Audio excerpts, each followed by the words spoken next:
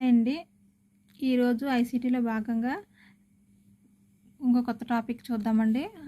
అయితే ప్రీవియస్ క్లాస్‌లో స్ప్రెడ్‌షీట్, అలాగే షార్ట్‌కట్ కీసు, అలాగే ఎక్సెల్ గురించి, అలాగే డిఫరెంట్ సాఫ్ట్‌వేర్స్ గురించి అయితే ఈ బుక్‌లో ఉన్నది డిస్కస్ చేసుకున్నాం కదా! అది సరిపోతదండి. ఈరోజు ఈ టాపిక్‌లో నెటిక్వెట్స్ గురించి తెలుసుకుంటాం. నెటిక్వెట్స్ అంటే ఏంటి అన్నది ఇంపార్టెంట్ అండి. దాని గురించి జనరల్‌గా ఒక ఐడియా వస్తే సరిపోద్ది. నెక్స్ట్ ఎంఓఓసీ గురించి, ఓఈఆర్ఎస్ గురించి, అలాగే కొన్ని ఫ్రీ వెబ్‌సైట్స్ అనమాట. అవి స్టూడెంట్స్‌కి అలాగే ఉపాధ్యాయులకి ఏ విధమైన వెబ్‌సైట్స్ ఉన్నాయి, ఫ్రీ వెబ్‌సైట్ అనేవి వాటి కొన్ని ఎగ్జాంపుల్స్ ఇస్తూ కొన్ని వెబ్‌సైట్ నేమ్స్ మెన్షన్ చేస్తూ ఇచ్చారండి ఈ సిలబస్‌లో. అది ఇంపార్టెంట్. అలాగే 4RS అనే చిన్న లైన్ ఉంది. అదొకటి పాయింట్ పట్టుకుని బిట్స్ వస్తుంటాయి. అదొకటి ఇంపార్టెంట్. దాని గురించి డిస్కస్ చేద్దాం. ఫస్ట్ అసలు మీకు థ్యాంక్స్ చెప్పాలి ఫ్రెండ్స్. ఎందుకంటే మీకు చెప్పే ఉద్దేశంతో నేను కూడా ప్రిపేర్ అవుతున్నాను. అదొకటి. రెండోది వ్యూయర్స్ తక్కువే ఉన్నా అంటే ఛానల్ చిన్నది. ఈ రీసెంట్‌గానే మొదలుపెట్టాం కదా! అయినా కూడా వాచ్ అవర్స్ చూసి నేను చాలా ఆశ్చర్యపోతున్నాను ఫ్రెండ్స్. ఎందుకంటే మీరెవరు కూడా వీడియోస్ 90% మంది వీడియోస్ స్కిప్ చేయకుండా చూస్తున్నారు. అంటే మామూలుగా నేను ఇదివరకు వీడియోస్ చూసిన ఎవరేమైనా కూడా డీఎస్సీ ప్రిపరేషన్ అప్పుడు ఫస్ట్‌లోను కొంచెం మధ్యలో ఎండ్‌లో చూసేదాన్ని. అసలు 90% కంప్లీట్‌గా చూస్తున్నారు ఫ్రెండ్స్. అసలు ఈ వీడియోస్ ఎవరు చూస్తారో అనుకునేదాన్ని. ఎందుకంటే అసలు యూట్యూబ్‌లో మంచి మంచి డిజిటల్ బోర్డ్స్ యూజ్ చేసి మంచి క్లారిటీ, మంచి మంచి ఫోన్స్‌తో మంచిగా వీడియోస్ ఉన్నాయి కదా! ఇది ఎవరు చూస్తారు నాది అనుకున్నాను కానీ నాకైతే చాలా హ్యాపీ ఫీలింగ్ ఫ్రెండ్స్. నేను చాలా హ్యాపీగా ఉన్నాను. సో, థ్యాంక్స్ అండి ఫస్ట్. ఇప్పుడు నెటిక్వెట్స్ అంటే ఏంటో తెలుసుకుందాం ఫ్రెండ్స్.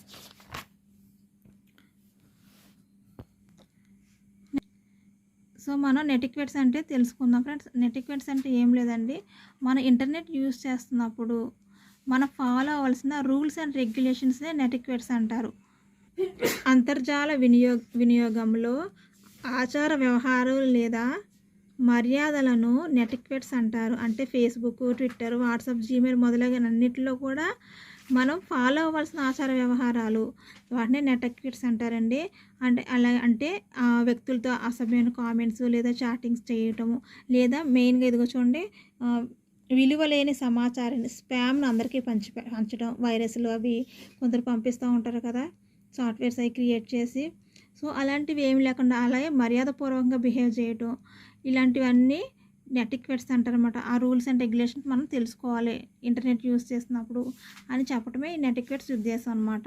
నెక్స్ట్ ఇంపార్టెంట్ టాపిక్‌గా ఫ్రెండ్స్ ఇందులో ఓఏఆర్ఎస్ గురించి ఉంటుంది. ఓఏఆర్ఎస్ అంటే ఏంటంటే అభ్యసన వనరులు అంటారు. సార్వత్రిక విద్యా వనరులు, అభ్యసన వనరులు. ఒక్కొక్కసారి ఓఏఆర్ఎస్‌ని ఎక్స్పాండ్ చేయమంటారు. చూడండి, ఓపెన్ ఎడ్యుకేషనల్ రిసోర్సెస్ అనమాట ఓఏఆర్ఎస్ అంటే. ఓకేనండి. ఈ ఓఏఆర్ఎస్ అనేది సన్నివేశ కల్పన ద్వారా అర్థవంతమైన సమ్మిళిత విద్యను అందించాలి అని ఎన్సీఎఫ్ 2005 ప్రతిపాదించింది అనమాట. అంటే మనకి డిఫరెంట్ మెటీరియల్స్ కానీ ఇన్ఫర్మేషన్ కానీ ఉచితంగా మనకి ఆన్లైన్లో లభించటమే, అది టీచర్స్కి కానీ స్టూడెంట్స్కి కానీ లభించటమే ఓఆర్ఎస్ ఉద్దేశం అంట. చూడండి, ఇక్కడ ఇవి ఉచితంగా లభించే డిజిటల్ వనరులు అన్నమాట. వివిధ రూపాల్లో మనకి లభిస్తాయి. అంటే కొన్ని టెక్స్ట్ పీడిఎఫ్ ఫామ్స్లో, రిటర్న్ ఫామ్లో, ఇంకోటి దృశ్య రూపంలో, వీడియోస్ ఫామ్లో, శ్రవణ రూపాల్లో, వాయిస్ ఫామ్లో అనమాట మనకి, లేదా అన్నీ కలగలిపి మనం పొందవచ్చు. నెక్స్ట్ 2001లో వికీపీడియా ప్రపంచవ్యాప్తంగా ఓఆర్ఎస్ను ప్రారంభించింది. నెక్స్ట్ అనంతరం అమెరికాలోని మసాచుసెట్స్ సాంకేతిక సంస్థ అనేక కోర్సులకు సంబంధించిన పాఠ్యాంశాలు ఉచితంగా అందరికీ అందుబాటులోకి వచ్చింది. అక్కడ దేశం అమెరికా అనేది ఇంపార్టెంట్ ఫ్రెండ్స్. మన దేశంలో కూడా ఇగ్నో, ఎన్పిటెల్ ఎన్నో కోర్సులను ఓఆర్ఎస్ ద్వారా నిర్వహిస్తున్నాయి. ఓఆర్ఎస్ అంటే ఓపెన్, మనకి ఫ్రీగా మెటీరియల్స్ అవన్నీ అందించడానికి అర్థమైంది కదా. నెక్స్ట్ ఓఆర్ఎస్ ప్రయోజనాలండి. అభ్యసన వనరులు తిరిగి ఎన్నిసార్లైనా ఉపయోగించవచ్చు. ఓఆర్ఎస్ వనరులు ఉచితంగా వాడుకోవచ్చు. ఓఆర్ఎస్ అనేది ఫ్రీ అని చెప్పుకున్నాం, ఎన్నిసార్లైనా యూజ్ చేసుకోవచ్చు. అలాగే వనరులను తిరిగి మార్పులు చేసుకోవడానికి కూడా వీలుంటుంది. ఇది కొంచెం ఇంపార్టెంట్ పాయింట్. ఈ వనరులను ఒకదానితో ఒకటి అనుసంధానించి లేదా కలిపి కొత్త వనరును సృష్టించుకునే వీలుంటుంది. ఇలా సృష్టించిన కొత్త వనరులను తిరిగి అందరికీ అందించే అవకాశం ఉంటుంది.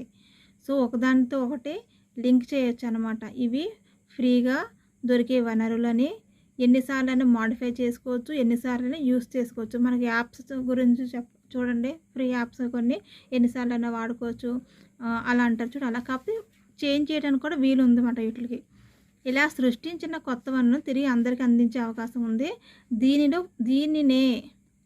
దీనినే 4Rs అంటారు. ఈ 4Rs ఇంపార్టెంట్ ఫ్రెండ్స్. అందులో 4Rల గురించి ఇవి ఇస్తారు. RE అంటే యూజ్, రీయూజ్, రివైజ్, రీమిక్స్ మరియు రీడిస్ట్రిబ్యూట్.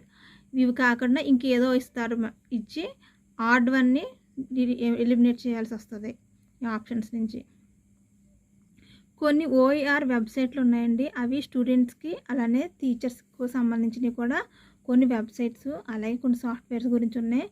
అవి ఇంపార్టెంట్ ఫ్రెండ్స్, అడుగుతున్నారు చూడండి. www.kannaacademy.organization. ఇది ఏంటంటే ముందుగా రూపొందించబడిన పాఠ్యాంశాలు లభించే వెబ్సైట్ అనమాట కన్నా అకాడమీ.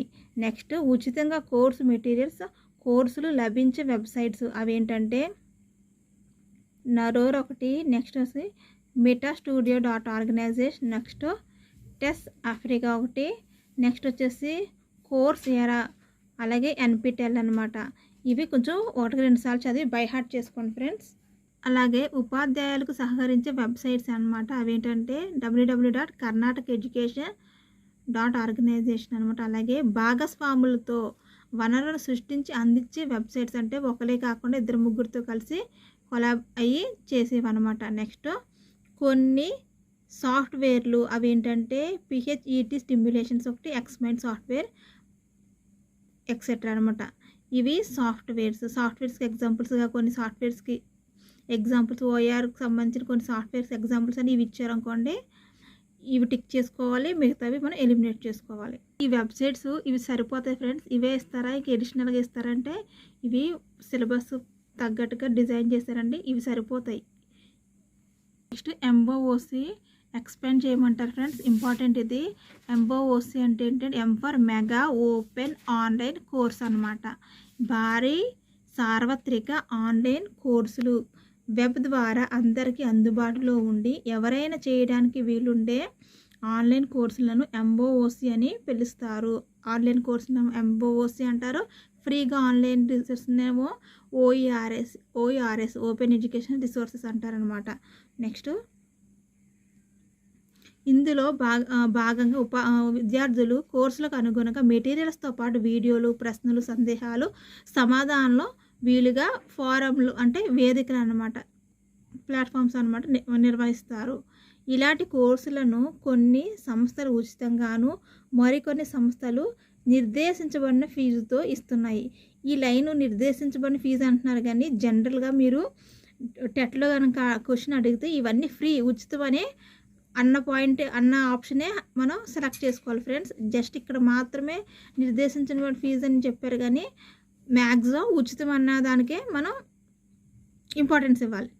నెక్స్ట్ చేతి ఉపకరణాలు ఫ్రెండ్స్. వాటికి ఎగ్జాంపుల్స్ ఏంటంటే మొబైల్స్, ట్యాబ్స్, అలాగే ఐప్యాడ్స్ అన్నమాట. ఇవి ఎగ్జాంపుల్స్. ఓకేనండి. నెక్స్ట్ ICTకి సంబంధించిన జాతీయ, రాష్ట్ర ప్రభుత్వ విధానాల గురించి తెలుసుకుందాం. కేంద్ర ప్రభుత్వం ప్రకటించిన ఉన్నత పాఠశాలలో ICTSE 2012లోని ఈ క్రింది ముఖ్యాంశాలు ఉన్నాయి. ICTSE 2012 అనమాట. దానిలో ఏముందంటే విజన్ ఒకటి, మిషన్ ఒకటి ఉంది ఫ్రెండ్స్.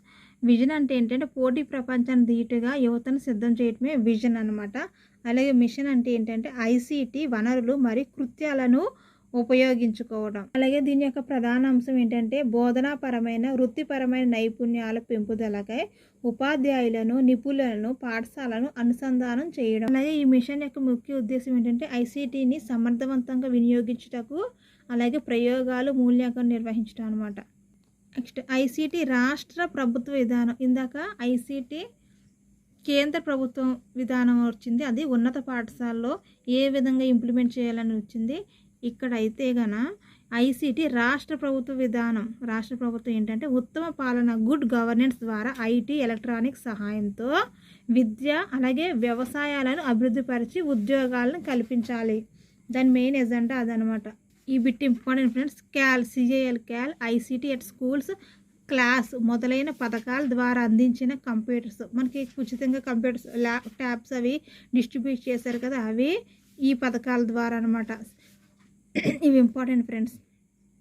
పాఠశాల మానిటరింగ్కై ఐసీటీను ఉపయోగించడం, వీడియో కాన్ఫరెన్స్లు, టెలికాన్ఫరెన్స్ల ద్వారా ఉపాధ్యాయుల అలాగే పర్యవేక్షకుల శిక్షణలకు సూచనలు ఇవ్వడం అనమాట. అలాగే ప్రతి ఇంట్లో కనీసం ఒకరిని ఈ లిటరేట్గా చేయటం. ఈ లిటరేట్ అంటే కంప్యూటర్ బేసిక్స్ మినిమం తెలియడాన్నే ఈ లిటరేట్ అనమాట. మామూలుగా అక్షరాస్యులు అంటే చదువు నేర్చిన వాళ్ళు కదా, ఈ లిటరేట్ అంటే కంప్యూటర్ గురించి పరిజ్ఞానం ఉన్న వాళ్ళని ఈ లిటరేట్ అంటారు. కంప్యూటర్ గురించి పరిజ్ఞానం లేని ఈ ఇల్లిటరేట్ అనమాట. ఇల్లిటరేట్ అంటే తెలుసు కదా మనకి, నిరక్షరాస్యులు. అలాగే ఈ ఇల్లిటరేట్ అంటే కంప్యూటర్ పరిజ్ఞానం కలిగిన వారు. నెక్స్ట్ టాపిక్ ఫ్రెండ్స్, ఐసీటీ ఆధారిత అభ్యసన ప్రక్రియలు, అభ్యసన వాతావరణం కల్పించటం. సో వేస్ట్గా ఉన్న పాయింట్స్ అన్నీ తీసి ఇంపార్టెంట్ పాయింట్స్ టిక్ చేశాను ఫ్రెండ్స్. ఇవి సరిపోతాయి మనకి. ఐసీటీ వనరులను ఉపయోగించి తరగతి గదిలో అభ్యసన వాతావరణాన్ని కల్పించాలి. స్వీయ అధ్యయన సామాగ్రి, మల్టీమీడియా మెటీరియల్, కృత్రిమ తరగతి బోధన, దీన్ని వర్చువల్ క్లాస్ రూమ్ అంటారు కదా. వర్చువల్ క్లాస్ రూమ్ అంటే ఏంటంటే ఇదేనండి. స్మార్ట్ బోర్డులో ఇప్పుడు గవర్నమెంట్ స్కూల్లో చూసారు కదా, స్మార్ట్ బోర్డులో పిల్లలకి రైమ్స్, అలాగే ఆన్లైన్ క్లాసెస్, ఈ జూమ్ క్లాసెస్, ఇవన్నీ కూడా వర్చువల్ క్లాస్ రూమ్స్ అంటారనమాట. డైరెక్ట్గా కాకుండా ఇంటర్నెట్ ద్వారా మనకి బోధన అనమాట. అది లైవ్ కావచ్చు, లేదా రికార్డెడ్ క్లాసెస్ అవ్వచ్చు, లేదా జూమ్ క్లాసెస్ అన్నా అవ్వచ్చు. వీటినే వర్చువల్ క్లాస్ రూమ్స్ అంటారు. నెక్స్ట్, చాలా వరకు పాఠశాలలో ఎడ్యుసాట్ టెర్మినల్స్, DTH సౌకర్యం కల్పించబడింది. ఎడ్యుసాట్ ఇవన్నీ కూడా ప్రోగ్రామ్స్ ఫ్రెండ్స్, ఎడ్యుకేషన్ ప్రోగ్రామ్స్ అనమాట. టీవీలో అవి ప్రసారాలు అనమాట. మనకి PIEలో కూడా ఉంటుంది. SIET సైటు, అలాగే కేబు, ఇవన్నీ కూడా ఇలాంటి ప్రసారాలు ఎడ్యుకేషన్ సంబంధించి నిర్వహిస్తుంటాయి. చాలా వరకు పాఠశాలలు ఎడ్యుసాట్ ద్వారా, అలాగే మన టీవీ, దూరదర్శన్ మొదలగు ఛానల్స్ ద్వారా ప్రత్యక్ష పరోక్ష పద్ధతిలో పాఠాలు బోధించబడుతుంది. కొన్ని లైవ్గా, కొన్ని రికార్డెడ్గా. మన టీవీ ఇలాంటివన్నీ కూడా, టెలిస్కూలు ఇలాంటివన్నీ కూడా ఎగ్జాంపుల్సే. టీవీ, రేడియో కార్యక్రమాల వల్ల పిల్లల్లో కాల నిర్ణయ పట్టిక, టైం టేబుల్లో చెప్పించి వాటిని సద్వినియోగం చేసుకోవాలి. వాళ్ళ టైం టేబుల్లో కూడా ఈ టైంకి వాళ్ళు ఇప్పుడు టీవీలో కానీ రేడియోలో కానీ ఆ కార్యక్రమాలు ప్రసారమైనప్పుడు పిల్లలకి వినిపించడం అన్నమాట, వాళ్ళకి చూపించటం. ఇప్పుడు పీరియడ్స్లో కూడా పిల్లలకి ఏదన్నా ఒక 1 అవర్ కానీ, లేదంటే ఆఫ్టర్నూన్ 1 అవర్, మార్నింగ్ 1 అవర్ కానీ రేమ్స్ అవన్నీ పెడుతూ ఉంటారు కదా డిజిటల్ బోర్డ్స్లో కానీ సిస్టమ్స్లో కానీ. అదనమాట టైం టేబుల్లో చెప్పించాలి అంటున్నారు. నెక్స్ట్, CAL ప్రోగ్రాం ద్వారా పాఠశాలలకు కంప్యూటర్లను సరఫరా చేయటం జరుగుతుంది. ఏ ప్రోగ్రాం ద్వారా అంటే కంప్యూటర్ సరఫరా CAL ప్రోగ్రాం ద్వారా.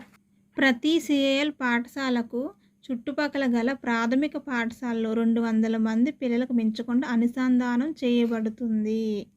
నెక్స్ట్, CALలో భాగంగా ఇవ్వబడిన 64 CDలు. ఇది అయితే అంత ఇంపార్టెంట్ ఏం కాదు ఫ్రెండ్స్. ఆన్లైన్ ఫారంల ద్వారా విద్యార్థులు, ఉపాధ్యాయులు అభిప్రాయాలను ఇతరులతో పంచుకోవచ్చు. ఇంటర్నెట్తో అనుసంధానం చేయబడి అందరికీ ఆన్లైన్ క్లాస్ రూమ్ ద్వారా జరిపే బోధనను వర్చువల్ క్లాస్ రూమ్ అంటారు. ఆల్రెడీ డిస్కస్ చేసుకున్నాం కదా, జూమ్ క్లాసు ఇలాంటివన్నీ కూడా వర్చువల్ క్లాస్ రూమ్సే అంటారు. నెక్స్ట్, ఇదంతా కూడా అంత ఇంపార్టెంట్ ఏం కాదు కానీ ఫ్రెండ్స్, స్మార్ట్ బోర్డులు లేదా LCD ప్రొజెక్టర్ ఉపయోగించి ప్రత్యక్ష అనుభవాలను పిల్లలకు కల్పించవచ్చు. LCDలు, స్మార్ట్ బోర్డ్స్ మనకు ఆల్రెడీ యూట్యూబ్లో క్లాసెస్ అవి చెప్తూ ఉంటారు కదా ఫ్రెండ్స్. అందరూ వైట్ కలర్ బోర్డు అదే కదా, దాని గురించి అయితే మనకు తెలుసు కదా. టచ్ కంట్రోల్ కలిగి ఉంటుంది. వైట్ బోర్డుపై మనం నేరుగా టచ్ చేస్తూ కంప్యూటర్ని నియంత్రించే సౌకర్యం కలిగి ఉంటుంది.